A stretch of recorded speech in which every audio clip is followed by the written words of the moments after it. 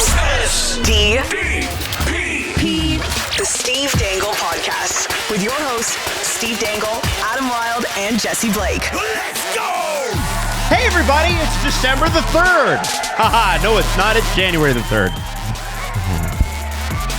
I'm really bad with dates. I said this in the kitchen right before this too. Oh boy. Listen, I'll be honest with you. We've done a lot of episodes. Adam, how old is Jacob Trouba? Jacob Trouba is 30, but I thought he was 28. And you know what? At one point he was. I did have a point. You know what? Recite the Patrick Laine trade from memory. Oh, God. 2026 second rounder. I don't know. And some other shit. I don't know. Probably not enough. The way he's playing in Montreal. The internet got really mad at you. Yeah. You know what? I can't wait to go to Montreal and personally celebrate that second round pick. We're doing it in 2026 for the draft. We're going back to Montreal like we did in 22. And we're going to go celebrate. And we're not even going to, we're going to ignore the first round. Fuck the first round. We are there for the Habs pick, second round, 2026, and that alone. Is it important to get trade details correct? Occasionally. Oh, that's a good It's answer. pretty important, actually. But you know what? Screw that. I was hoping you'd say no. No, it is. It's very Hold important. to the bit. Listen, they were right. They were right. Fucking right. I don't know. Okay? They were right. Regression to the mean. Do I hate it? Yeah, exactly. Thank you. All right. Now, today, it will be 2025's Hottakeapalooza. I wish we had like a gong or something we could hit. But this is You a should fun have told one. me. My dad literally has a gong. Does he? He has a Okay, gong. next Drummer. year, it'll be like Hottakeapalooza bong. It's heavy as shit. I bet it is. I'll And bring it'll it in. wreck Subwoofer guy. Yeah. Just wreck him. This is our third annual. Yes. I don't know if we have any traditions that have held up this long. No, but we don't. This is our third annual Hottakeapalooza, which is very exciting. I'm thrilled. I'm excited. And we're going to start with a couple of hot takes from last year that you're mad about. And it was interesting because I had somebody DM me about something from Jesse. And Jesse, you want to bring up something from Steve. And I think that's where we're going to start. I had somebody in the chat when I was filling in for you on your Saturday night stream a couple weeks ago. Somebody in the chat said you have to bring up Steve's take from Hottakeapalooza to Electric Boogaloo. And so I'm going to play this for you. I assume you remember where we're going with this, but No. I have never seen an ice colder hot take than this. No goalie is going to sign a double-digit contract for at least 5, and I'm tempted to say 10 years. I don't even know if you need anything more than that. That is the line that Less you than a said year. into a microphone. Yep. You guaranteed it. You locked it in at Hottakeapalooza 2, Electric Boogaloo. And less than a calendar year later, Igor Shesterkin signed for $11.5 million. What the hell are you thinking? So what's changed? What's wrong with you? It's oh my god, do we have time? What's changed is the cap is going way up, and also because of what Hellebuck signed for, and no, Saros hadn't signed by then. Because of what Hellebuck signed for, I was like, it ain't happening. And I was like, okay, I'm hedging my bet. Shesterkin is not going to sign for double digit, which means who's going to in the foreseeable future? If Shesterkin doesn't, right? Who is the next goalie up to get huge money? Right? Sure. If Like that's- even Saros signed, I think it was like 6 months after that. And he's last year, I think most people would probably agree he's like a top 5-ish goalie in the league. Sure. Right? You got Igor, you got Hellebuck, you got Demko's probably in that conversation when he's healthy. Saros is probably in that conversation. Right? That's where the logic was. And I'm like, okay, it ain't going to be Igor, and therefore it's going to be no one. You go. You go, Jesse. The peanut gallery, meaning me, Peanuts. often chirps at you, Steve Dangle, for not listening. And in this case, I think I have to stand up and do it again. Because you've had a man sitting next to you on the right telling you for literally years that the salary cap is going up. And that either, whether or not... Why are you doing that? I'm sorry. Whether or not you want to believe it or not, whether you think it's fact or fiction, Adam's been telling you the cap's going up. In fact, my line for my podcast, The Adam Wilde Show, is facts don't care about your feelings. Wow. It was me that came up with that. Me, Snowflake Steve. How about feelings don't care about your facts? And I feel like enough times you've said it's going up enough times, and enough times it's been true. Yeah. Or sorry, it's been not true. It's been, Right, yeah, yep. it's been wrong. Yeah. Yeah, it's going up. Okay. No, hold Going on. up. So- hold on, hold Okay. on, hold on, hold on. When did I say it was going up and it didn't? I don't know. I don't fucking listen. Listen, Boring. I don't have Yeah, go ahead. I don't have the sources of Christopher Johnson or a Elliot Friedman or a Steve Dangle. Not quite yet. But I do have the business sources. Okay. That's one thing I am proud of. And I know no one gives a shit, but I'll tell you all about the board at MLSE. And in all honesty, the reality was that the money was going so high so quickly. What other choice did The they have? cap going up is good for the Leafs. Yes. You sat Why would here- anything good ever happen to the Leafs? That's fair. You sat here a year ago and you didn't believe that we'd be living in this reality right now, Correct. where we could be looking at $100 million NHL cap within the next 2 years, and a goalie like Igor commanding that dollar amount. When it came to the NHL, I defaulted to optimism, I defaulted to pessimism, which in my defense is usually correct. Yes. Yeah, and that's fair. I don't blame you for that. But what's the point of this show if we don't call out the coldest takes ever? Adam, I believe you Play have the another outro. one. Now, this one comes specifically, and I'd forgotten about this one, but this isn't bad. Himothy on Instagram, big, long-time listener, thinks the Steelers are going to the Super Bowl. As much as I love you, Himothy, I don't think they are, but he DM'd me that. And he said, I'm listening to last year's Hottakeapalooza, and this is several weeks before this is actually going to run. But he wanted to make sure this got in. He said, Jesse, so it's Hottakeapalooza 2. Jesse said this, and Jesse, I have sent you the video clip. Please go to 34. I got it all ready. Yep. Okay, 3405. Oh, 3405. Okay, Yeah, never mind. Did I write it wrong? Because I am known for that. Here you go, Jesse Blake, with your bad takes. No, you did tell me the right time. Okay, that was my fault. I do invert numbers. So here we go. Here we go. It was on my bird. Now you're just making ground steak. It's good. Fork and knife it. I would love my burger on a plate. I often, if I'm getting McDonald's, I'll get a double quarter pounder with cheese and bacon. I ask them for the plate. They have a little plate attachment. I Do get they it. really? I get it on a plate. They have this little. Next time I'll take a picture and I'll. You have to? I'll I've never heard of I'll this. bring it up on the show. They have plates at McDonald's and they have a little carton on top and they give it to you like that and it's all covered and you can get your burger without a bun. It is an option and I always take advantage of it because you know what? McDonald's buns suck. And there's no reason to be eating them. I hate them. They get in the way of the delicious McDonald's burger. So I get it without the bun, and it's just as good, if not better, because I get to enjoy what I'm in it for. do you eat the and knife that and is the fork? contents of the burger. of So the to sandwich. pause. Did you get the knife and fork? I don't disagree with anything I said there. Jesse said, and this is what Himothy took umbrage with, that bread doesn't matter in sandwiches or burgers. Sure. That's objectively false. Also, our lighting was way worse last year. Yeah. Much better now. Yeah. We've improved. Why isn't it blue? Every day we get better. Just tweaking. we That's gotta- dark. Every day Blending in we with the wall. strive to get better, and every day we make improvements, and that's a little one. So, Jesse, Yep. Drew brought up something, and this is something from Saturday night. I was working. Drew texted me. He's like, Mustard is the best flavor of ice cream. He said, that's something Friggin' Drew- lunatic. That's what Drew would say. But Drew actually had a correct food take for once, and his food takes are bad. We should next year for Hottakeapalooza, or at least do a 6-month one where we have Justin and Drew and Christina and Maddie and everybody else here weighing in on some things. It'd be great to get some team hot takes. But Drew said, he's like, it's the weirdest effing thing I've ever heard. And this is, or I've ever seen. I was like, what? And he's like, remember that meeting where I brought in Egg McMuffin sandwiches? And I was like, yeah. And he's like, and Jesse just took the egg out and ate it and left everything else. Oh, yeah. And then I ate the rest of it, I'm pretty sure. I wanted some egg for breakfast, and I was like, "Oh, there's egg in that, so I'm just gonna eat the egg." I didn't want a McMuffin, like I didn't want the English muffin part and all this stuff. I just wanted an egg, Wow. like some scrambled egg. So I had that. What's wrong with that? That is like inner city rodent behavior. To eat egg? No, to pick an ingredient out of a sandwich.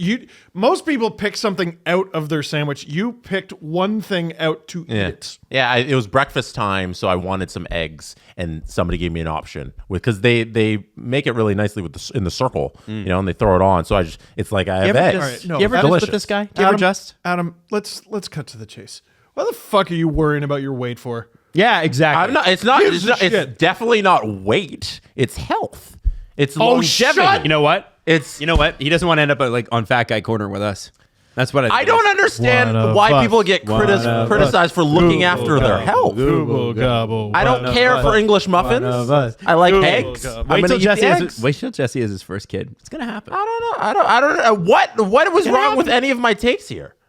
Yes, Maddie. Well, Maddie wants to weigh in. You know what? What I will say is I respect a skinny person trying to be healthy.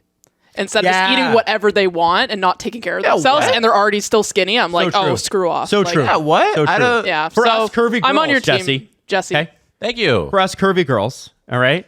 Nerd. You don't need to be like I try that. and eat healthy whenever I can. Also, Maddie. What's wrong with what is wrong with that? Is Maddie sucking up to the boss there? Yeah. Yeah. What is wrong with trying to Maddie's eat sucking healthy when I can? And when given the option to eat an English muffin or eggs or both, I correct chose to answer eat eggs. Is not to pick eggs out of the sandwich. The correct answer is to get double the eggs. On Also, the he sandwich. didn't eat it with. I think what weirded Drew out too was he didn't eat it with like a knife and fork. He just ate it as a disc of egg. He didn't chew it. Like, did you put any ate like spices on curry. it? Like, Yeah, that's right. He just kind of. No, because they make it in disc form, like it's a cookie. So I ate the eggs like a cookie. that is true. That's not psychopath. untrue. All right, now, can we outtake our takes? Did I just get ganged up on for trying to eat You know healthy? what? You know Yeah. what? It's about freaking time. It's about time because everybody agrees with everything that you say. And you know what? Not true. It's about time That that is somebody not disagreed true. with That is something. a narrative you like to peddle so more people agree with your takes. We don't peddle narratives. It makes us tired Yeah. because we're fat. All right. How dare you? I'm going to go take my puffers now. I'm out of breath. All right. You should now, do some more zone 2 cardio. And another that HRV thing, Hey. Jesse. Yeah. Jesse. What? So how do you want to structure this? Because I've got my 3 takes. You've got your 3 takes. Yes. Steve has been struggling all day with his takes, but he's got them. Yes. He's got them. Yes. So are we working from the hottest take to the lowest take to the hottest take? Do we go like, here's round 1 on Hottakeapalooza and it's your lowest in the heat? Okay. So, Hottakeapalooza, if you've never experienced one before, is a very structured event. Each one of us will take our turn in rounds 1, 2, and 3. Now, it is up to you where you want to separate your hot takes. If you want to do your hottest one at the beginning and start off with a fireball, leave the cooler ones for later on, that's up to you. My hottest takes are going at the end, by the way. I'm just throwing that out there. We know how to schedule Actually, in it fact, I think we should do our middest takes first because I want to see progressively, Jesse, and I hate to change it up on you right now. I think Jesse was about to set it up. I want to progressively beat all of your asses at this because I think I got you. Sure. Let's fine. We can do it that way as well. Thank you. Jesse shouldn't be planning this show. The friggin' guy inhales eggs. Weirdo. Slurps But the egg. way it works, Has Jello. Hey, egg puck eater, continue. egg cookie. Get it right. I'll eat egg cookies all day. Okay, go ahead. Sorry. It's a very structured event. We do have 3 rounds. It'll go from least hottest to hottest, as Adam Wilde has outlined here. You get 3 minutes on the clock to filibuster your hot take. The other 2 people, shut the fuck up. The hot taker What are you looking at me for? is talking. What are you looking at me? At the end of those 3 minutes, the peanut gallery, the other 2 people, will have the opportunity to chime in, and the person who delivered the hot take can rebuttal or just agree. Got it. And then if we need to go over time, obviously, we'll probably take liberties with the time. But that is how Hottakeapalooza works. 3 rounds, 3 minutes each. Do your hot take, 2 minutes of rebuttal, move on to the next person. He said, Are you guys ready? yep. We're going to rock, paper, scissors, as we've been doing all holiday break to determine who goes first. 3-way rock, paper, scissors on, shoot. Rock, paper, scissors, shoot. Adam wins. He's up first. Rock, paper, scissors, shoot. Rock, paper, scissors, shoot. Steve's up second. I am up third. Jesse's paper was so big, he tried to engulf my scissors. Adam Wilde, you've been hot to go with your hot takes. Please deliver hot take number 1. I am always HOTTOGO. You didn't spell it right. Dumbass. You can have this hot take to go. Let me get up the timer. Dumbass. Are you ready? 3 minutes. Are you ready? Here's the New Year's resolution. Spell stuff right. Dumbass. All right, ready? You ready? It's a contentious episode. No. All right, ready. There you go. 3 minutes. You're going to get a lot online of people saying that you need to wake up early to be successful. That you need to wake up at 5 a.m. There's a book called The 5 a.m. Club. And I'm here to tell you, anybody that wakes up early It's already good. and thinks that they're going to be successful just because they're up early, shut up. Stop telling me about your run that early. Stop telling me about how you knocked out all your emails before 6 a.m. Yeah, Chris Johnston. Yeah, Chris Johnston. CJ. Chris Johnston. Specifically Chris. Because, if there's anybody that I want to call out, it's Chris, who gets on everyone's nerves. Couldn't be a more prickly guy. More like PJ, because that's what he should still be in at that time of day. That's right. Yeah. It's PJ, not a private jet, though. No. Okay. I want you to know that if you're like me, and I used to get up early, okay? I used to get up really early. Jesse used to, too. For a living. For a living. And I'll tell you, getting up early, it's time to admit, sucks ass and is not good for you. All right? So I want you to know that there were some pretty important people who used to get up early and did quite well with it. And the first one's Winston Churchill. And he's dead. And he's dead. He died. But he lived a long time and did some good things. Did some not so good things too, but did some good things during World War II. But dead. Here's an extremely Did he successful die person. because he woke up early? Yeah. No, he didn't wake up early. Mark Zuckerberg will not get out of bed until 8 a.m. Oh. Alive. Jeffrey Bezos doesn't have a meeting before 10 a.m. Alive. Alive, he's still living, and he's jacked. And he's got a... No, he's Jeff. No, here's what I'm saying. Listen, I'm not saying you need to be these people. There are other examples, and there are perhaps better ones. But all I'm saying is I see this all the time from these workout alpha loser butts who are just like, hey, I have, you can see every vein in my nose because I've been doing so many roids. But I wake up before 7 a.m. and that makes me better than you. And what are you doing with your life? I see this shit come up on TikTok all the time. It's a personal gripe for me. You don't need that shit. Just get your freaking work done, okay? That's all it is. That's all it is. It's so crazy. This is so crazy. So if you wake up at 5 a.m., but you go to bed at 9, there's no difference with somebody who gets up at 7 and goes to bed at 11. They have the same working hours in the day. And if you're one of those a-holes that's like, we'll sleep less, you're an asshole and you live less. You actually live less years. It's a complete placebo. 100%. Yeah. 100%. And so for those of us who wake up late, Jesus. that is way too fucking loud. Holy Wow. Wake up, people. Wake up. That knocked my eardrums together in my head. That was crazy. Anyway, Your time's up. Short. That's what I'd say. That's my mid take. Please fix that in post. What do you mean? Oh my God. That was hot. Oh that my came in God, hot. you guys Steve and Jesse, grow up. Steve and Jesse, Should we use this time to revisit Mark Wahlberg's morning routine? Yes, we should. Yes, we fucking should, man. Man, you can bring it up there. That is actually his schedule too. This is who Adam Wilde is talking about. And Adam, I 100% agree with your take as somebody who woke up with you in the middle of the night, essentially, to do a radio show for our 5:30 a.m. start. It was ridiculous.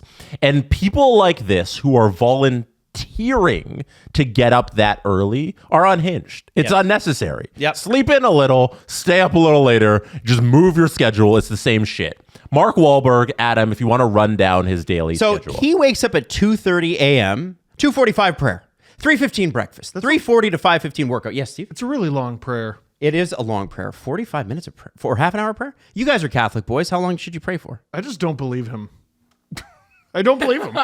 But he believes in him. You prayed for 45 minutes. 30 consecutively. minutes. 30 minutes. Whatever. Dear Lord, 2:45 to please give me 3:15. some sweet pecs. Dear Lord. 3:40 to 5:15 workout, 5:30 post-workout meal, shower for 6, golf at 7:30 I to don't 8. understand how the shower takes 90 minutes, but golf takes 30 minutes. Listen, It's a little backwards Like, there. we're not even at lunch, and there's already a lot of cracks in his story. We're not even at I woke up yet. Like, I'm not up at 7:30. yeah. I don't know. 8 a.m. snack, cryo chamber recovery at 9:30. So he takes an hour and a half snack. Hey, just get in your cryo chamber. Yeah, 11:30 a.m. snack, family time meetings at 11 a.m. for 2 hours. Then he has lunch, That one, yeah. and then he has meetings and work calls at 2. It took until 2 till he to actually do started some work. doing work. Picks up his own kids at school. Yeah, sure, man. So he at works 3. for an hour, and that's it. Yeah, then a snack at 3:30, and then workout number 2 at 4, and then shower at 5, and then 5:30 dinner family time. Showers twice in a day. It's not great for your skin. 7:30 bedtime. Which sucks so much booty. I just want to say, if that's the life that makes him happy, that's great. I can't judge that. But I do really feel like the getting up early is a tad overblown in terms of how much success it yields. If you need your life to be that regimented, here's a suggestion: just commit a bunch of crimes, go to prison. Just go to prison. That sounds like jail. That sounds like freaking jail. Yeah. I don't know. He's like golfing in his cryo chamber. That Yeah, doesn't no. sound like Go to minimum security. Yeah. You know what? But still. I also want to throw this at you guys. It's he has like his own documentary that's like 6 episodes long, and he like wakes up and works out with like 6 or 7 other people. Like he's got That's like a fun. whole crew of people that wake up with him. Community. Community. I don't know, man. I just think like that sounds like it sucks. Yep. And if you have the same amount of daylight hour or even not daylight hour, you have enough time to get all the shit done that you need to get done and be successful. It's not about when you wake up. It's about the effort you put in. Thank you very much. Ran Moving over on. those 2 minutes post conversation. Steve, you're up. I'm starting the 3 minutes. I've blasted the timer so it rings in your ears. Here we go. I'm trying to think of which one I should do first. Okay, let's do friggin' You're my favorite. the Toronto Maple Leafs have a bunch of players going to the Four Nation Face-Off. Yanni Hakanpää is one of them. I'm not talking about him. William Nylander is going to represent Team Sweden. Austin Matthews is going to represent Team USA. Mitch Marner is going to represent Team Canada. All 3 of those guys have been eliminated from the Stanley Cup playoffs every single year that they have played in them. And every year, we hear the same thing. What is it? We know you don't want to hear it, but we tried our best, and we weren't able to do it. But you know what? We got some experience. Lessons were learned. Lessons were learned. Sorry, I'll shut up. Lessons were learned. And they learned a lesson in 2017. They learned a lesson in 2018. They learned a lesson in 2019. They learned a lesson in 2020. They learned a lesson in 2021. They learned a lesson in 2022. Mm-hmm. They learned a lesson in 2023. Really? Yeah. They learned a lesson in 2024. Mm-hmm. And I'm here to tell you, fuck each and every one of those lessons. They are going to learn more in the 10 or so days that they are spending at the Four Nation Face-Off than they have learned from any of those playoff losses. Absolutely any of them. Because instead of, I think part of what's holding them back is no matter who is surrounding them in their playoff losses, at the end of the day, they're surrounding each other. They're in their echo chamber of trauma. And this year, whether they win with Canada, the United States, or Sweden, there's a chance all 3 of them lose. That'd be, oh God. Whether they win or whether they lose, they are going to learn more by being surrounded by guys who have done it than they ever have in a Leafs uniform. Wow. There you go. That's a good positive take. Yeah. That was. I like that. They're a going to lot, learn Steve. more about winning and losing at this little tournament because that's something that they've had robbed from them throughout the course of their career is best on best hockey. The opportunity to play with these guys, the opportunity to experience something that doesn't involve the 3 of them. So Marner being with the Canadian guys, Matthews being with the American guys, Nylander being with the Swedish guys, I think is going to be a game changer. Can you kill 8 seconds? Yay. Running from the baby bumblebee. Oh, my mom. Well done. That's very loud. Well done. Okay. No, I've actually made it louder. Oh, that's great. Yes. That's terrible. It sounds like the T-Mobile sound. It does. You know? You should just get an alarm that's your voice going, it's over. Steve, I think talking. that's a very good take. I don't disagree with it at all. I think the idea that these guys have played professional hockey in the National Hockey League with themselves for their entire careers is something that often gets overlooked. And here we have a single moment where they will not be doing that. And I think it's not insignificant at all. You're not going to have a room full of guys looking at you. Mm-hmm. And it's not going to necessarily be all your responsibility. Like, if Canada's down, they're going to be looking at Nate. They're going to be looking at McDavid. They're going to be looking at Crosby. But Mitch is going to want them to be looking at him, and I like that. Oh, yeah. It's going to be competitive with those And guys. they ain't. Unless, like, in the round robin, he has 50 points and everyone else has 3. You know what I mean? And, Matthews is probably going to be their number 1 center, but, like, it's Eichel. It's friggin', do you understand? I do. Eichel's won I something. really like the take. Oh, yeah. I don't even know if it's that hot. I tried. You know what? It's unique. good. I have not heard a single other person say that. Oh, yeah. It's going to be genuinely good for them. I completely agree with you. I have no rebuttal. All right. I yield my time, Jesse. Do you? We will send our time back to Maddie. I will give the speaker their time. Maddie, what would you like to say? What? What would you like to say Maddie. about Billie Eilish's newest album? It's good. Really love Birds of a Feather. Excellent Favorite stuff. It's a good song. All right, Song. I'm up. Now I will start. Where's my clock tab? Let's reset. 3 minutes on the clock. It is January 3rd right now when you are listening to this, if you're listening at the time of recording. That means you are about 2.5 days removed from the worst day of the year, and that is New Year's Eve. It is a tremendous waste of time and the worst going out, celebrating / holiday / friends get together and drink night that has ever existed. That is on the calendar. It is amateur hour. Every single minute of that 60-minute hour is made for amateurs. It's when people go out and they just get way too drunk for no reason. And it's not like St. Patrick's Day where you're just drinking, you're having fun. It's drinking where there's also an expectation of this celebration and everything's supposed to be awesome and we're supposed to have this big party and everything's great. It never lives up to the expectations that it's set for New Year's. And I think if your big night of the year is New Year's night, amateur going out person, amateur drinking person, amateur having fun parties person. I've never had a New Year's where I'm like, you know what? That was the best night of the year. That's really the peak. I feel like the expectation on the holiday is that it is that. And it's always a letdown with the show that's on whenever they show the Anderson Cooper CNN night. And We don't need to keep doing that. No. Who's the Kathy Griffin? They already removed her from the broadcast. Yeah. Don't need any more of that stuff. The artists are always pre-taped. They're really? doing their record. Sometimes they'll be live and stuff like that, but a lot of times you're getting like a pre-taped recording of this big artist who's really at home at their actually fun party. Whenever you go out, everything is jacked up to the gills in prices. Oh, yeah. All There the was people one in Times year- Square are wearing diapers.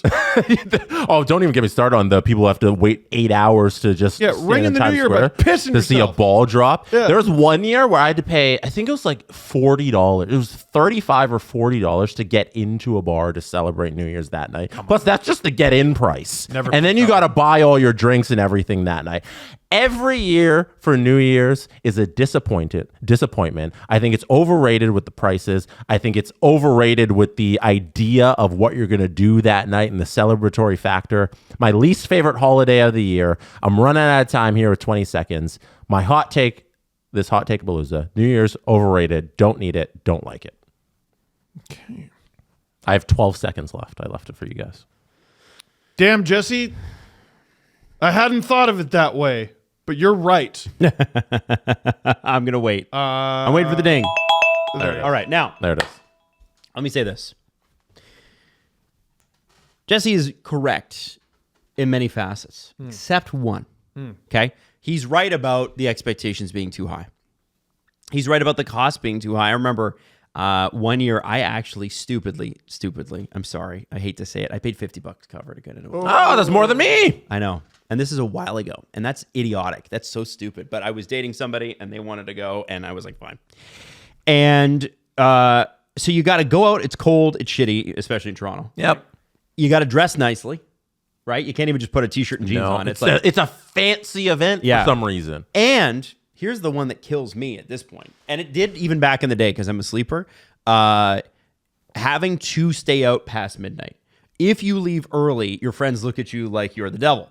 And parties don't start till 10:30, 11. Yeah, and those days, even like now they're very done, but like back then even I couldn't do it very often. Have you ever done what my wife and her little friend group have done for their kids? Fake New Year at like 6 o'clock. Yeah, and you bang some pots and pans together and you you go, woo! Throw a bunch of balloons, streamers, do whatever you want. Go lose your mind at 6 o'clock. I think it's great. I agree. You I don't think need it's to a wait till brilliant idea. midnight. Now, where he's wrong is Where am New I Year's can be awesome. And I will say, just from personal experience, that the best New Year's I've ever had have come in the last 4 years. And that is because I am at 6 o'clock. my wife's cottage. We are playing like cards. We're having like an edible, and everybody goes to bed whenever the hell they want. Yeah, So last year I made it to midnight. Year before I didn't. Yeah, And it was a great night. I think that's what I'm talking about with the expectation of what everybody thinks New Year's has to be. Yep. You know, you didn't do the typical New Year's thing. You did something very nice and wholesome and normal. Yes, and that's the thing. I think you are absolutely right, but I think open yourself up to one day, Jesse, when you have children, if you decide to, the family party. The family New Year's is actually way better than the single New Year's or the dating New Year's. Way better. So that's the only rebuttal I would have. Steve?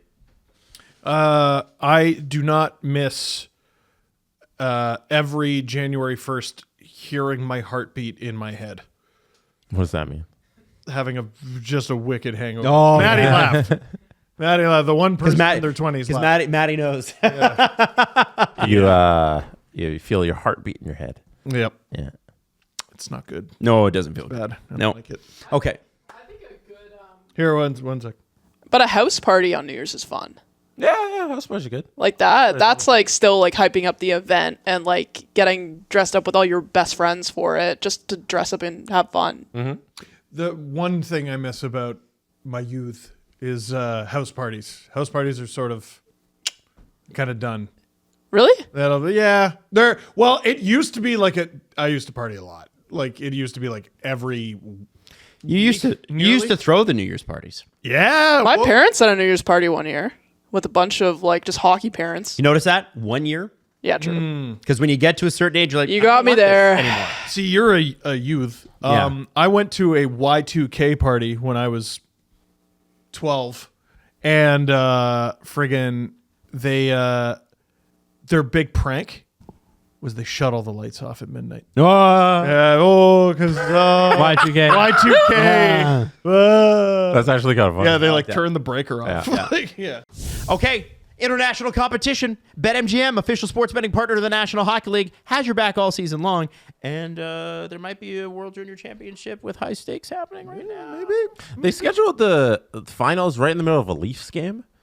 Why? I think the Leafs scheduled a game in the middle of the finals. Hey, no. They got in our way. That's right. Us Leafs fans. How will I watch both is what I want to know. I got picture in picture. It's Okay, nice. all right, fine. Yeah. All right, now, hey, listen.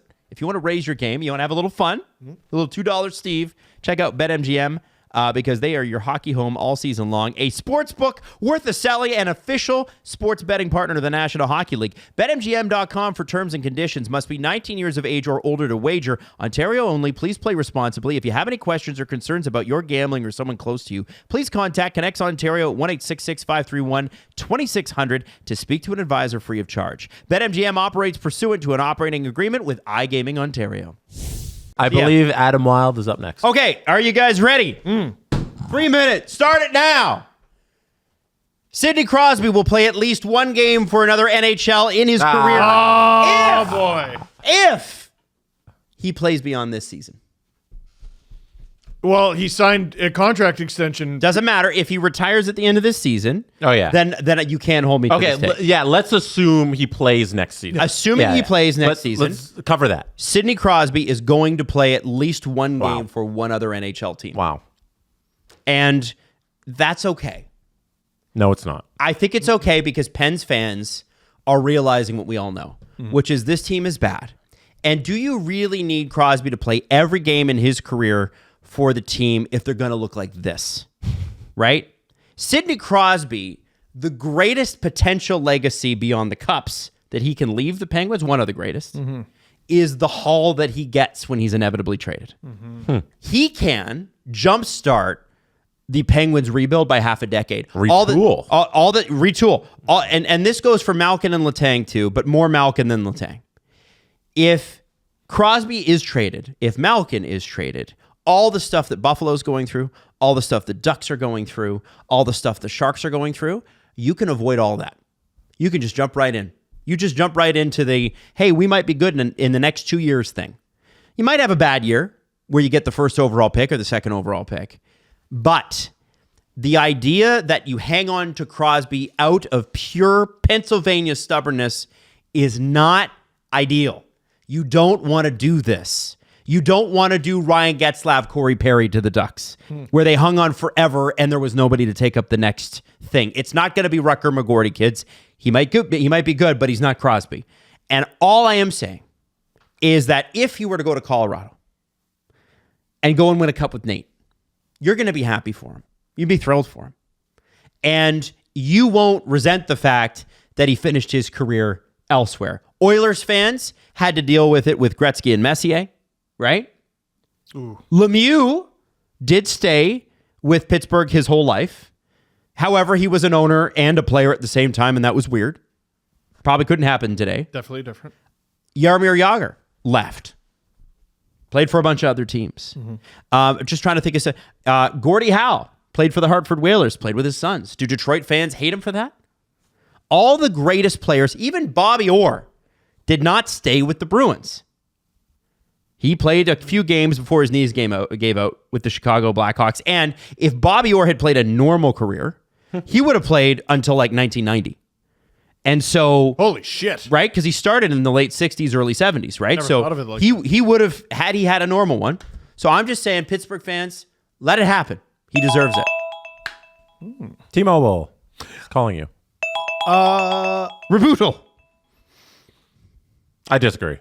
I wholeheartedly disagree. I think Sidney Crosby played. This is going to be this. I know this is going to be the one that we replay in like a year or two because it's going to go either way. It's going to be fun. I truly believe Sidney Crosby wants to retire a Penguin no matter what. And I know we've seen it. I made the argument on the other side a million times over the last couple of years in that athletes across pro sports do this every time. It's the Brett Favre playing for the Vikings and the Jets. It's Aaron Rodgers going to the Jets.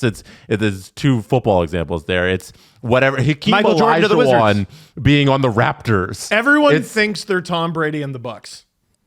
Exactly.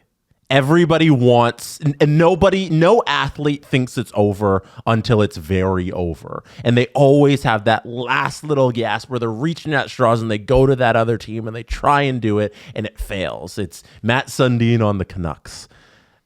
He was actually really good. Believe Crosby is the outlier in that he's going to retire a Penguin because that's all he wants to do in hockey.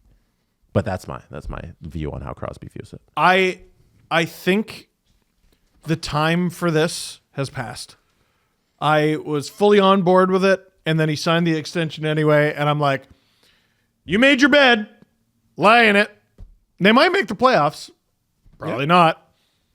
He's made his bed. He's going to be a Penguin forever. Okay. I will leave it there. We'll see. I yield my time. One of us will be right or wrong, which is fun. All right, who's up next? Steven, down the list. Again, trying to decide the order. I'll pick this one. I was going to do this one last. How old are you? Watching this right now. You're maybe graduating high school. You are maybe graduating university. You are maybe 30 or even worse, 29. Ooh. You might be 40. And I am here to tell you, none of you are old, and you should stop saying it. It's gone too far, man. What? It's gone too far. Every friggin' buddy says I'm so old. I see people on TikTok 10 years my junior who are like, I'm old, and it's because a video game that they played when they were a tiny child has reached a certain anniversary. You're not old. A person who is, let's say you're 29, right? Oh, I'm getting so old. Let's say you live until you're 80. You're going to be old for the vast majority of your life. The vast majority of your life, you're going to be walking around talking about, oh, woe is me. I can't do anything fun. You know what? You're right. I can't do any of the things that I used to be able to do. Shut up. Who has ever said, I'm so old, and then gotten a back pat for being friggin' cool for saying it? Shut up. No one's going to give you any sympathy, and you just sound whiny and lame. It doesn't matter that you're graduating high school. You're definitely not old. You're graduating university. Shut your friggin' mouth. You're 29. Just go to friggin' jail. Or even 39. Dude, what are you talking about? 40 is definitely... No! No! If you live less than life expectancy in Canada, you're still less than halfway there at 40 years old. Stop it! Stop it. People find things to do with their life. Okay? No one wants to hear that you're too old. You're not old. You're 40 or 36 or 30 or 29, but you're not old. No one gives a damn. You know what you are? Perhaps not young. You know what you are if you're graduating high school? Not in high school anymore. You're not old. You know what you are if you're graduating university? No longer a student. You're some random taxpayer. But old? Shut up. Boo. Boring. It is the whiny equivalent of I did a thing. Find something interesting to say. No one gives a damn. Steve. Yes. At what age is old then? Old. I'm going to go with what is life expectancy in Canada? Can you look that That's up? what I already did. Okay, That's great. exactly what I was thinking about when you were talking about this. It's somewhere between 78 and 82. 81 years old. 81. That's amazing. So if actually. you're- That's amazing. If you're 40, your life's half over. Or you got half of your life left. Mm-hmm. At that point, are you old if you only got half left? Only.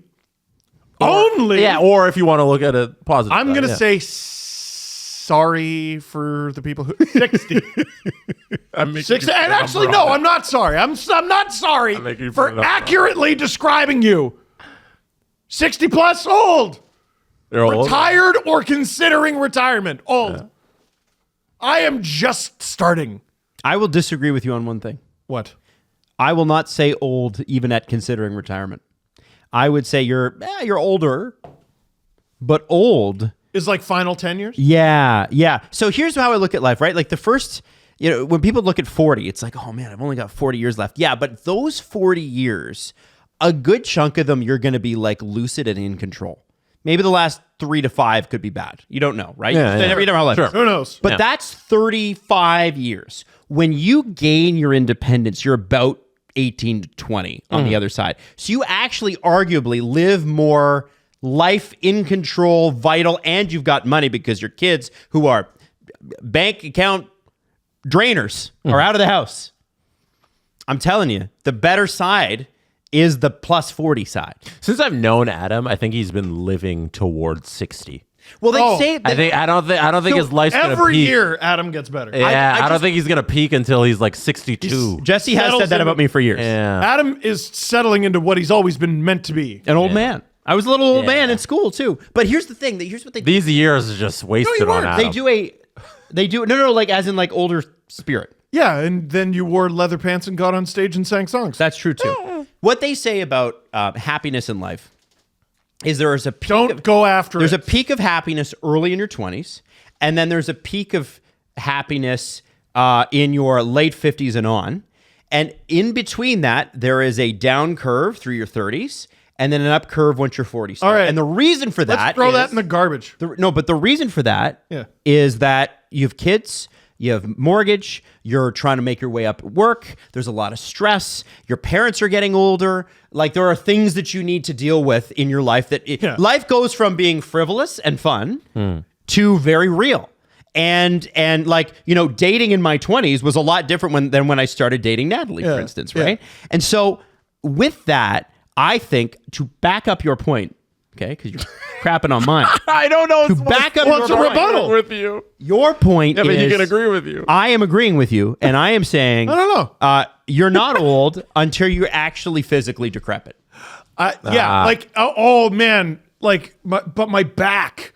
Like, you tell me I'm not old, but I sneezed and I threw out my back. No, you're a 34-year-old with a sore back. Yeah. You're allowed. Do some Young stretching. people are allowed to be in pain too. You also can do some stretching, You can also do some stretching. some physio. And for the kids thing, I'm going to do a hot take for people who are chronically on TikTok, which is different than chronically online. Chronically online is chronically online. Chronically on TikTok is currently living in that universe. Here's a hot take. I like my kids. Yeah. They make my life better. Are they stressful? Sure. I like the Leafs. They make my life stressful. Yeah. I am far less disappointed in my children than in the Toronto Maple Leafs. Yeah, I think it's weird that I do think it's weird that people are so hard on. And listen, I understand for the people that didn't want to have kids. They're like militant about. Good, don't do it. Yeah, that's fine. Like I don't mind. Like whatever, that's cool. But like, don't be judgy. And I get people who with kids are judgy about people that don't. Don't do that either. Let people live.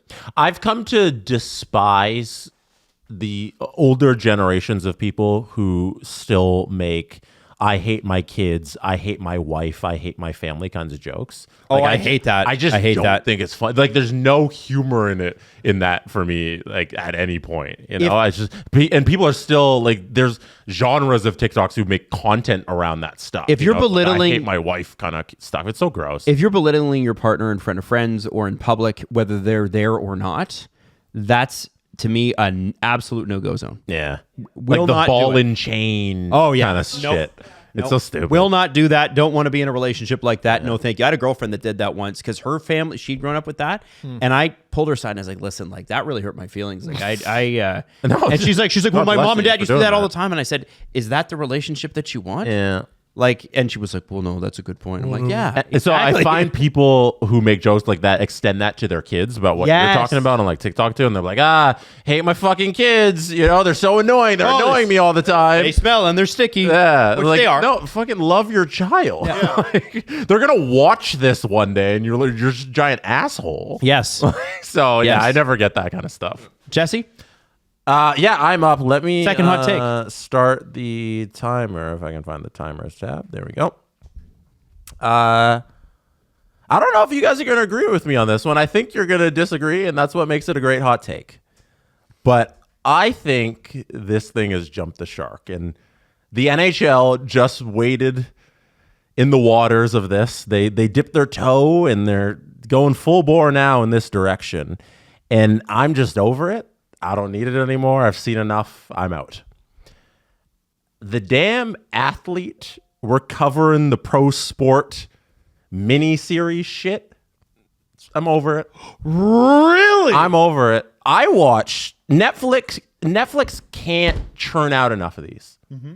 The latest one they did is one called Starting Five, where they do it with the NBA. They're like, hey, here's our Drive to Survive for the NBA. Everybody, we're following LeBron, following Jimmy Butler, following Jason Tatum, DeMontis Sabonis. Nobody knows anything about him. I watched this first episode, and I could not have been more bored. And I realized I'm done with these series because there's so many of them and they're all the same shit now. I watched Jimmy Butler make a coffee in his kitchen and his son ran over and he was like, oh, Jimmy Butler's there with his family. I watched Jason Tatum with his kid. And it's like, oh, Jason Tatum's a cool family, man. There's LeBron and Bronny. Oh, this is all good. Didn't care. Didn't care to follow up on these stories. I know enough about these athletes now, and they're so good with this, they don't give you shit. Yeah. And the thing about Netflix, and now we have the one for the NHL, which is like, I really enjoyed like the William Nylander episode. I got to see a bunch of stuff. It didn't permeate the culture. Are we like, oh my God, you know what they did for the NHL? You know, Amazon changed the NHL. No, it didn't. NHL is bigger than baseball now. No, that didn't happen. Like Drive to Survive and how that actually changed F1 because that was the OG of these series. And that came first and people cared about it then. Now we're getting stuff that just serves the audience that already cares about it. That's who watched the hockey stuff. That's who sought it out on Amazon Prime is hockey fans who wanted more from their hockey players that they already care about. I loved watching Hughes and do all that stuff. It was cool, but that didn't help grow the game. Nobody outside of hockey cared about that stuff, and nobody who doesn't really care about Jimmy Butler and his family and his coffee doesn't care about that series. There's now one for sprinters. There's a NASCAR one. There's a tennis one that got canceled because no one gave a shit about it. It was called Breakpoint, and they didn't It was care. I actually didn't mind that one. You were the only one, Adam. Well done. I didn't mind it. It was all right. I changed my mind. Adam should say he's old. Sorry. The F1, they've just sucked the drama out of that because they know what they can edit out and what they can leave in. There's zero drama with the F1 series now, so the OG one's not even good. I'm sick of these series. I think they've entirely jumped the shark. And if they go away forever, I won't miss it. I can watch something else. I'll watch The Sopranos again. My eye twitch is never going to go away. There you go. It's just never Okay, gonna go so let's talk about this because I got to say this.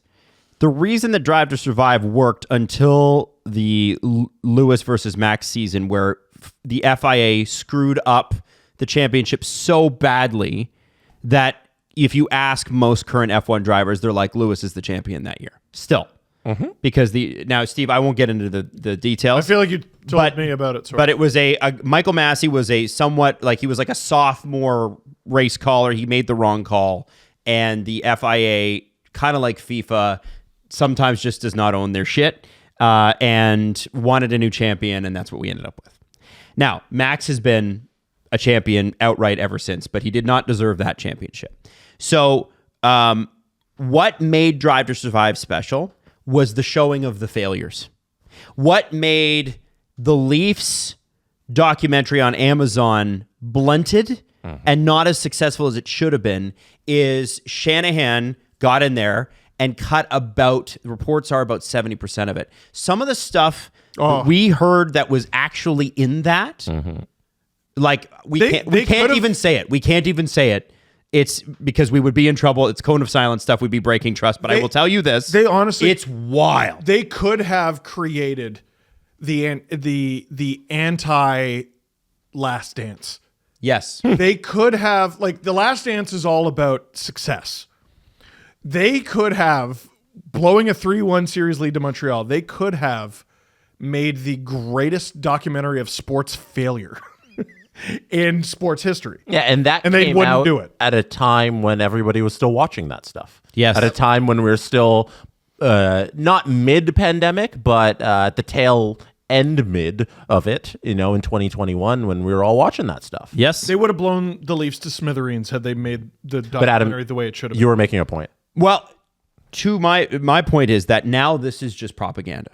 This is just a sizzle reel. Yeah. This is like, your buddies in school that were skateboarders or snowboarders, and they're like, hey, come watch this highlight reel over. It's basically like your skate videos. You're not going to show LeBron in a bad light. You might show LeBron losing a game, but you're not going to show LeBron being an asshole. Starting five that's a great word for it. It was literally propaganda for these NBA players and the league. And it reminds me of when all the music artists were coming out with documentaries. Yep. And you had One Direction, you had Justin Bieber, you had Katy Perry, you had Taylor Swift, you had a whole bunch of other. You watched these. I think Billie Eilish had one with her brother too. If I remember properly. Apple TV one. Yeah, I watched that, and people stopped watching them because when you watch drama, you need to have something at stake. There needs to be something on the line. When we come on this show and Steve's at his most entertaining and he has a take and he gets fired up, the reason it's interesting is because you go, well, we'll see if that comes true. And if it doesn't, I know the guys are going to give it to him, but if it does, then he was right. There's no drama in these anymore. No. These athletes are so afraid of their brands being real, and that would actually make a real impact that but you've got 45 fucking people around these guys. They're like all mini corporations, all of them, that they don't want to show that they're human beings. No, that's not relatable anymore. They're outlets to propel the brand they want out there. You know, it's very manicured. They all have executive producer credits on this whole thing. Starting 5, I keep going back to that because I was so disappointed with the way it was. It's produced by Maverick Carter, who is LeBron James's all-time best friend. How can we expect to see anything out of it when your best friend has the executive producer credit? Yeah, I was so hopeful when LeBron created his production company. Undisputed. Yeah, because I was like, hey man, this could actually be really great. Nope. And all it is just him gassing up his friends. It's not entertaining. It's not insightful. It's not educational. You don't learn a single thing about these guys that you didn't know before. It's that, you know what? You want real LeBron. Here's an idea. Why don't you bring on Kevin Durant and ask him why he's such a piss baby? Okay. There's a good question. Well, hey, Kevin, you openly admit to having 5 Twitter accounts. If you guys are such good friends, like Steve and Jesse and I are good friends. Have you talked to anyone about that? If I had 5 burner accounts, you guys would light me up for it and be like, how are those burner accounts? I'd be like, Adam, what's wrong with you? Right, because that's what a good show does. Because you have good friends. I know we're taking way too long on this, but I'm I fascinated. think it's probably a good hot take. I'm fascinated by your take because it was almost like a cousin of mine, but I didn't end up doing this. So I often criticize the NHL and use the NBA as a standard that the NHL fails to meet. I don't think I'm going to do that anymore because of some of the reasons that you just laid out. Like, I can't think of an athlete I need to know less about than LeBron James. No athlete in human history, including Michael Jordan, has ever been documented as well as LeBron James. I don't need to hear it. I don't care. I don't give a shit. And all those guys are just going to give you not what you want to hear. It's what they want to hear. The hot take I was going to say is the NBA needs to start acting like it likes basketball because everyone in the media and the players, especially the players, because the league has been so successful, they no longer act like a league who needs to be successful. They lost the edge. Dude, the number one meme around Nikola Jokic is that he hates his job. He's got an office job. Kevin Durant, I'm not sure has ever smiled. I don't think he likes human interaction. He genuinely just seems like a not nice person. I'm sure he's cool to his circle, but it feels like every sentence he says in front of a camera or microphone should end with "meh, fuck you." He's like NBA's Aaron Rodgers sometimes. Just so unpleasant. Although that's extreme. No. Arrogant? No. Arrogant? Well, just mad all the time. Sure. He could not be more successful. Aaron Rodgers, by the way, in a week and a half has his Netflix documentary coming out. Oh no, it's out now. Oh, is it out already? Yeah. And, I thought it was out next week. Is it next week? Okay, I watched a review and everybody said, the guy was like, I watched this so you don't have to, and believe me, you don't. Embiid just seems so miserable. No one in the NBA seems to be having a good time. You play basketball, man. It seems like a really fun job. It comes out today, the day we're recording. Oh, there you go. There you go. So yeah, there are Rodgers stuff. And listen, I'm not saying it's hell in a handbasket or whatever. It's just at least hockey players like the sport they play. I consume basketball stuff, but not nearly as much as hockey. And every now and then I'm like, does anyone like it here? Yeah. There's a problem with the NBA in that a lot of the times the individual players are bigger than the league as a whole or the teams as itself. Like the NFL has the anti-problem where the best problem in the world where the teams are what people care about. Yeah. The NHL, it's such a team sport and people care about the actual sport itself and then as well as the superstars. And the NBA has a problem with superstars and them being a little bit too much bigger than the game. And so the balance is off. You need the balance is off. The NHL went too hard on the teams angle. You need to have stars and you need to have teams. Yeah, and with the injection of young talent that the NHL has seen in the last couple of years, they have a really good balance of teams and young stars. And the NBA swung way too much in the pendulum of you're just talking about those guys and you have no idea what those teams are doing. Yes. You have no idea what the records are, Yep. how those teams are playing. And I agree with that completely. I love that. I love that, Anyways. Jesse. The documentaries, they need to stop. They need to stop. Yeah. Yeah. Okay, are you ready for my hottest take? Yeah. Full Swing, also last season, not great. They spent two episodes. They spent 2 episodes on the fucking President's Cup. It wasn't good. I didn't. I'll watch the tournament. Yeah, it's a 4-day tournament. You spent half of it on 2 episodes. Anyways. The first season was need to good. do I that. didn't like the second season either. Go ahead. Okay, you ready? This is my big one. Let me One's a just monster. start the clock here. I need to bring it back up.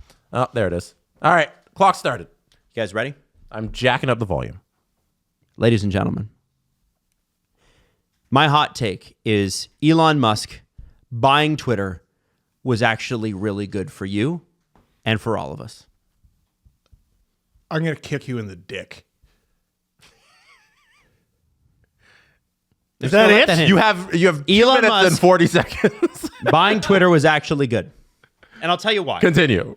We got to a point as a society because of our news media fixation, this is sports and news, on that website, which at its height, and this is no longer true, but at its height had about 5% of people who were using social media on it.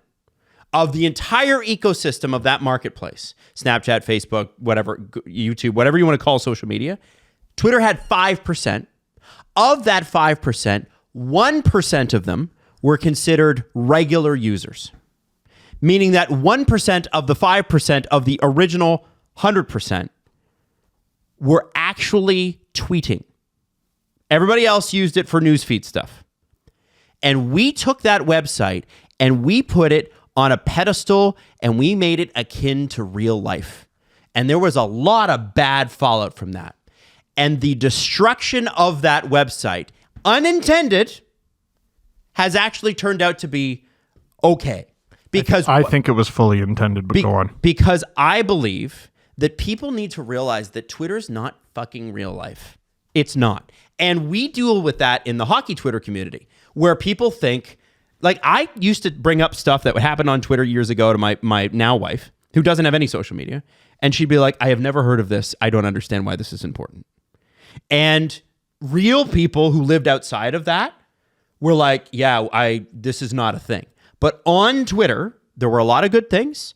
There were a lot more bad things. And I think that site falling apart and people fractioning off and going in different Blue Sky and Rumble or wherever you want to go, whatever your political persuasion is, that going away is a good thing in the long run.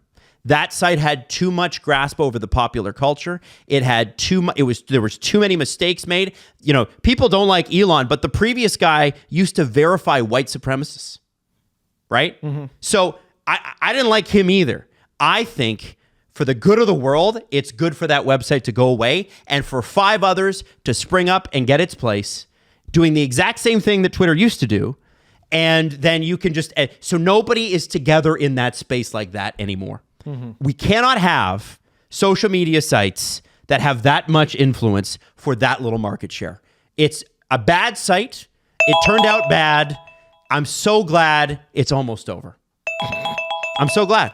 That's my opinion. I don't know what to say because my last hot take was also about Twitter. Shit, so and was not dissimilar to what you're saying. Give at us all, yours. Except mine was more of a sports slant. Give it Steve, to us. what's yours? Is yours about Twitter? Yes. Go ahead. You go ahead. You go. ahead. Okay. So let's not do the timer. Because No, that's a part of the rules of the game. Stop it, Jesse. Because I feel like we're going to blend into each other a lot. Well, blend. No, it's your turn. Yeah, no rebuttal. All right, well, I'm not using 3 goddamn minutes then. So my rebuttal there is, what were we just saying? I was just saying that Elon buying it and it going to shit is actually a good thing in the long run. Yeah, there was that, and then you ended with something. Oh, shit. I think it's important that a site like that gets fractioned off into several other sites that are, if you really desperately need to communicate in that way, have it not be one website that is such a small amount of people controlling the entire cultural zeitgeist. Yeah, fuck, I can't remember what it was. I bet it was good. The point I was the going best to thing make. you're ever going to say. The point I was going to make, and this isn't my rebuttal, it's just adding on to what Do it. you said. Sure. It's your ad buttle. Wait, what are you typing? What? No. Don't. No, what? Don't stop. Don't hit send. Don't hit fucking. He hit send. And you know it's a he. Oh, Jesus. All right. My hot take was going to be don't fucking tweet it. Oh, Jesus, dude. Why'd you tweet it? You don't feel better now that you tweeted it. No one thinks you're smarter because you tweeted it. No one that matters anyway. No one in your life gives a shit that you tweeted it. And now everyone's mad that you tweeted it. It might be because they're wrong that you said a right thing, but it's probably not that. I don't think it was a hot take. I think it was just flatly a shitty thing to say. And you maybe should have put a little more thought into it. And sometimes you don't need to barf it into the friggin' internet from your thumbs before talking to your friends. Talk to your friends about it first. Run the tweet by your friends and sleep on it. And you'll probably cool down in the process of talking to your friends. Yeah. And sleeping on it. And heaven forbid you tweet it from bed. Because that's throwing a grenade from somewhere you can't easily escape from.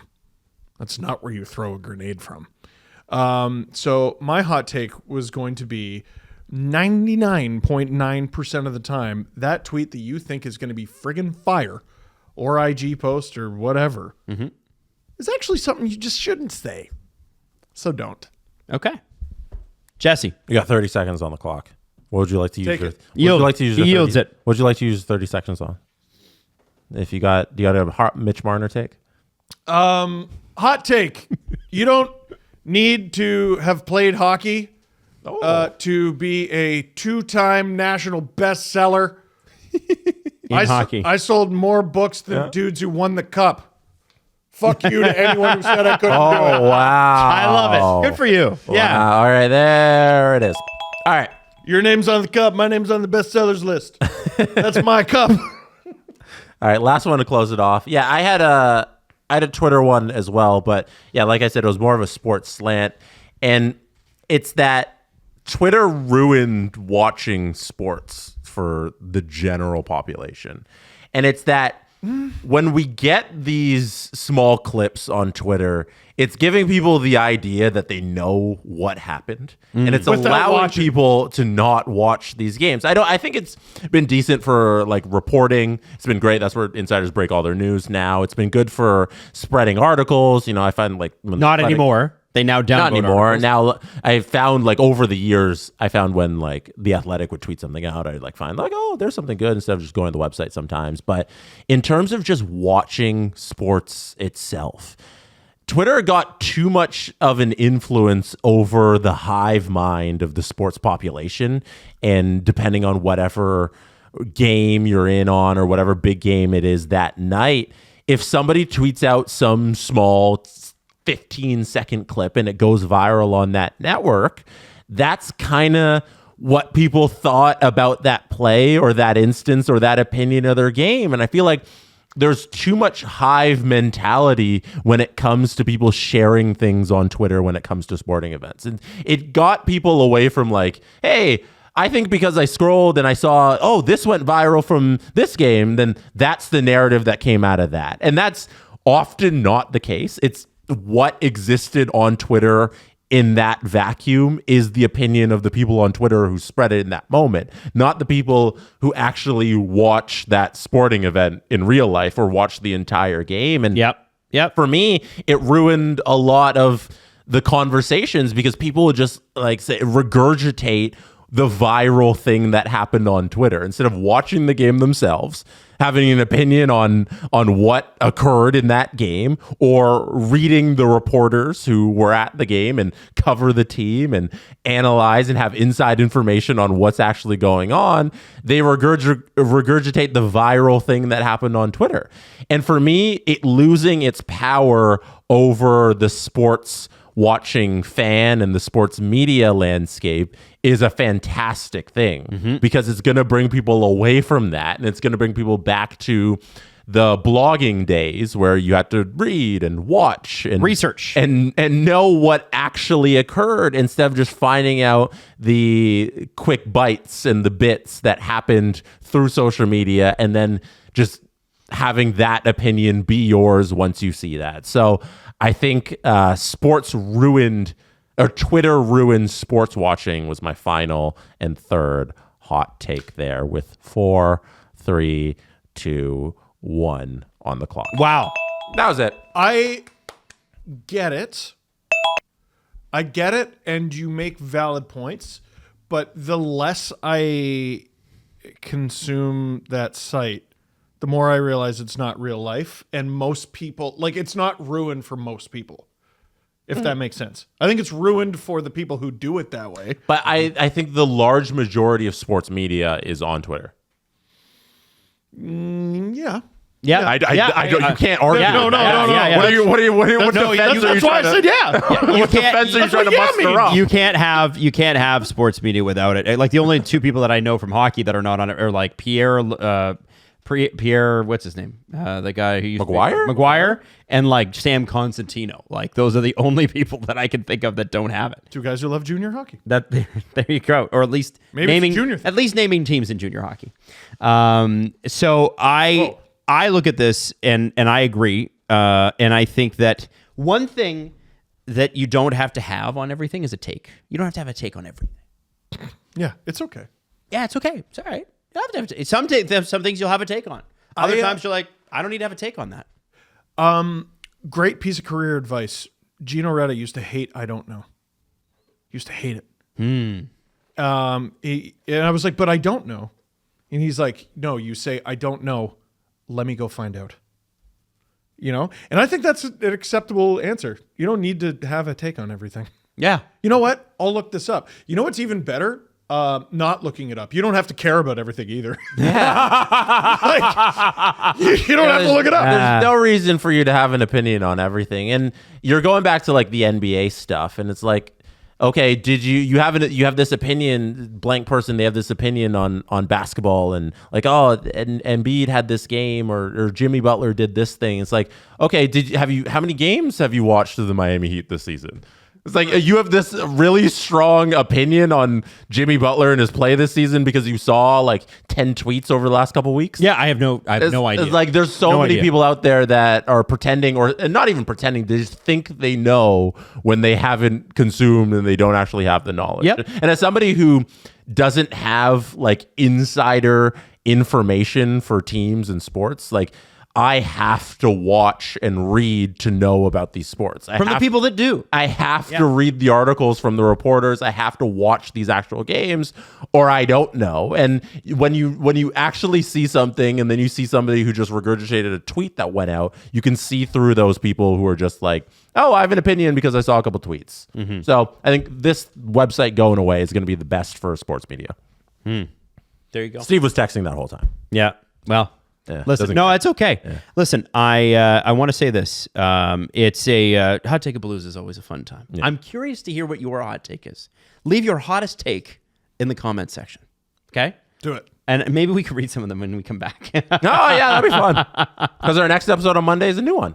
We're back at it. We'll be back January 6th. So did we end the episode there? Yeah, we're going to take over the Capitol. Okay. Yeah, January 6th. Oh, no. Oh, no. 2025 is going to be a year, isn't it? It's going to be fun. Oh, yeah. It's going to be great. Good. I'm excited for it. All of us. I'm not looking forward to it, though. No? No, I'm old. Oh, okay. The Steve Dangle Podcast. Follow the guys on Twitter at Steve_Dangle, at Adam WYLDE, and at Jesse Blake. Connection complete.